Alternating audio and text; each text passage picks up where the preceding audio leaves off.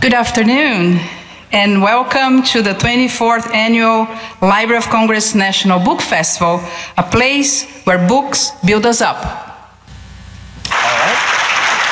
On behalf of my colleagues at the Library of Congress, thank you for joining us today. It's definitely one of our biggest festivals. Thank you, Annalee and Peter. We have a lot to talk about, so we'll dive right into it. So, the elephant in the room, when it comes to misinformation, is it better or worse from the last presidential election to this one? So we were talking about this beforehand, and Peter said, do you want the tweet answer or the long answer? Or the answer about Twitter. Yeah, or the answer about Twitter. I'll say something relatively short about that. You know, it's better in some ways because I think the public is more aware of the fact that there's a lot of misinformation and disinformation swirling online, swirling in the media, and we're kind of prepared for it. We're not necessarily prepared to recognize it. And two things that have changed since the 2020 election. One is that through the efforts of a number of politicians, including Jim Jordan, a lot of groups that were studying misinformation online, like the Stanford Internet Observatory, which I talk about in my book, have been disbanded, have been essentially sued out of existence. And so they aren't able to do the kind of really important work of tracking rumors as they start and as they spread online, rumors about where to vote or how to vote, just really simple stuff like that. The other thing that's changed is that we now have propaganda discourse about propaganda, and I will simply leave you with the point about Taylor Swift being a psyop. The fact that now psyops themselves have become psyops, which made it extremely interesting for me when this book came out and people were like, wait, how is Taylor Swift a psyop? And so I think that we're simultaneously more aware of psychological warfare, more aware of culture war, but also more confused. What do you think? I think that it's always useful dividing this into a supply and demand issue. Is it easier to produce misinformation, which usually means accidentally produced lies, and disinformation, which means they're done on purpose? Is it easier since 2016? Overall, I'd say yes, because even though there is much more cognizance in society, some companies, you know, have claim to do more about this issue. There's also way more things that you can do. You now have AI and all these other technologies which make it way easier to proliferate lies. So before you'd have to have a troll farm with people sitting there typing stuff up. That's expensive and unwieldy. Now you just have one guy running an AI program shooting out that Taylor Swift is a psyop. So the technology's got more powerful. Meanwhile, in America, the research has been destroyed. And, you know, unlike in Europe, where there is the start of regulating this complicated space, in America, we've gone backwards.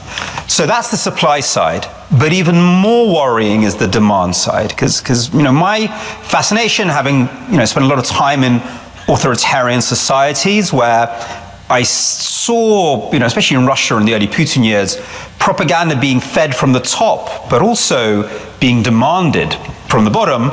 It seems to have got much stronger. I mean, I don't know how to interpret some of these statistics, but what is it? 30% of Americans think the last election was rigged, despite the evidence that it wasn't, despite Fox having to spend $1 billion in damages after they had alleged that there had been fraud to the company that ran the machines, the electoral machines.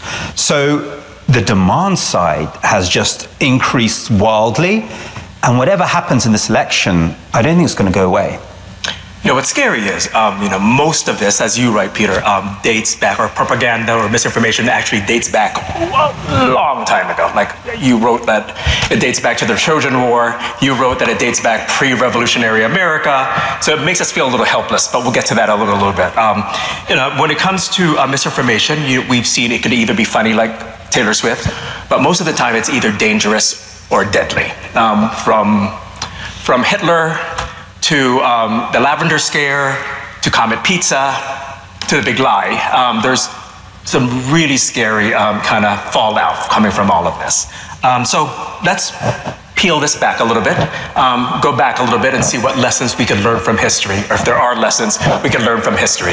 Annalee, you wrote in pre-revolutionary America, there was a big lie or a big propaganda going on, and it centers around Benjamin Franklin and what was called the Indian War. Could you explain that very quickly to the audience, what that was? Yeah, so Benjamin Franklin, one of the kind of founders of our nation, also was a producer of fake news. And during the Revolutionary War, he was trying to drum up support from the British public to ask their government to withdraw from the Revolutionary War, to get the British public to hate the war as much as the Americans did. And so he produced a fake newspaper with a very boring name that was full of letters that he had written himself that purported to be letters from soldiers that were fighting in the Revolutionary War.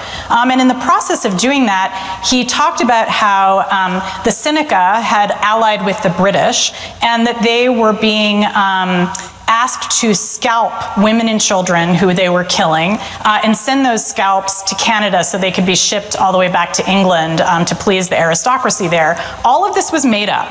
But it was lurid, it was gross, there were lots of descriptions of the scalps and the exact dimensions of the boxes that were used to send them back. It felt very real, and the story went viral 18th century style. It got reprinted in a ton of newspapers in England, and then it came back to the United States and got printed in a bunch of papers here on the East Coast.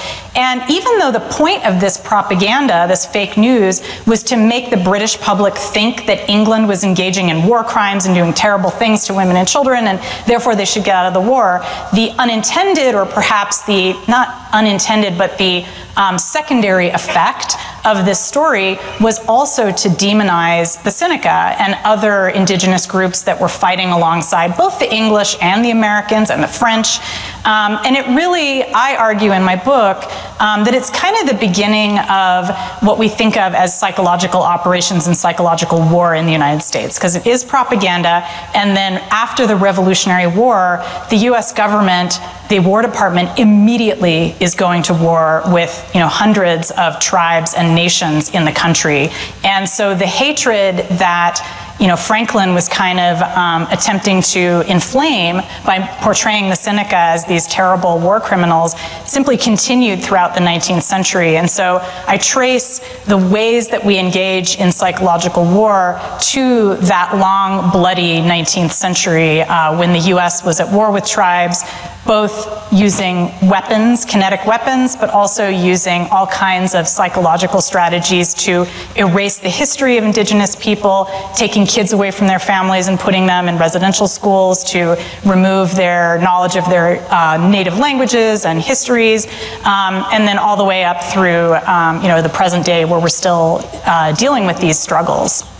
It's one of those examples that something that the genesis was more than 200 years ago clearly carries on to today. As you mentioned, history is being erased, how Native Americans were treated. Why is something like that still happening? It could be like the average person could be asking. It's something that dates more than 250 years ago. Why has that not been completely? Why haven't we fixed it?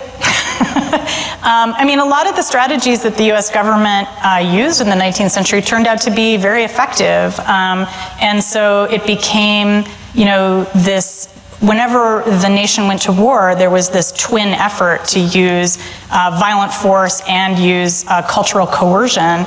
And one of the things that the United States has always been good at, especially in the 20th century, is producing entertainment. We have an incredible entertainment industry. We have an incredible advertising and marketing industry. And once we had things like radio and movies and television, a lot of the things that were done piecemeal, like say with Ben Franklin's newspaper during the Indian Wars, we could do at mass scale. And this is something that Peter talks a lot about in his work too.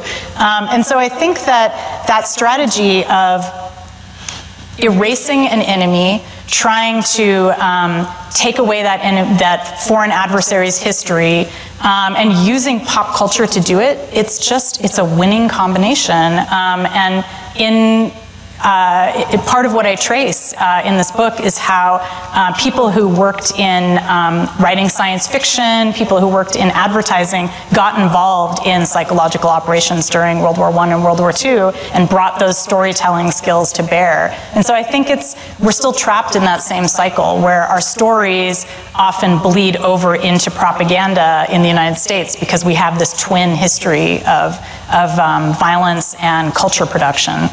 Peter, we can't talk about dangerous propaganda without talking about Hitler here. How did Hitler successfully spread misinformation from World War I all the way up to World War II?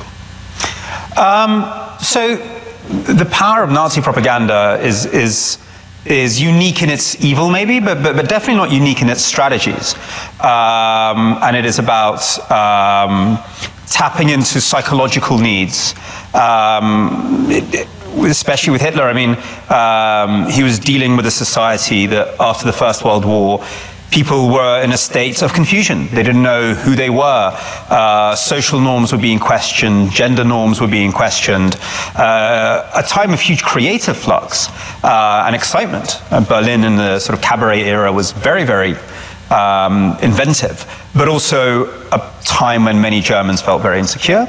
So the first thing he did was give them a new common identity. You are the folk, the people. You know who you are. He gave them a language through which to feel superior to others. You are an Aryan, and all those people over there are illegal Jewish immigrants or something. But he was giving them a way to feel superior to others, to feel special, and perhaps most importantly, he was giving a way to legitimize and surface the most usually taboo negative emotions, anger, sadism, and we often wonder why these leaders who seem sort of incredibly narcissistic and incredibly hateful, why they're popular. Can't everybody see that Hitler or somebody else is narcissistic and hateful? And of course, that is why they're popular. They allow you to be that as well. You can identify your most negative feelings through them and bring them to the surface in a way that most polite society doesn't let you. So when you put those things together, plus, the sense of grievance and humiliation from the loss in the First World War, you have a very potent cocktail. But again, many people underestimated them. So the hero of my book, who observed Hitler's rise, when he first sees Hitler, he thinks he's ridiculous. He sees Hitler as part of one of these sort of absurd miracle men in Germany in the 1920s, who would be kind of essentially, they'd always be selling an ideology that Germany can be strong again, and then selling kind of pills that make you strong as well. Which, I mean, just look at Alex Jones's shows, so similar. But the parallels are so striking. It's just like, Germany will be strong again, and here's my magic pills that will make you strong. And so he thinks Hitler is one of these charlatans at first, and he kind of laughs at him. And then he just sees him winning in parliamentary elections, and he goes, oh my God, this is really serious.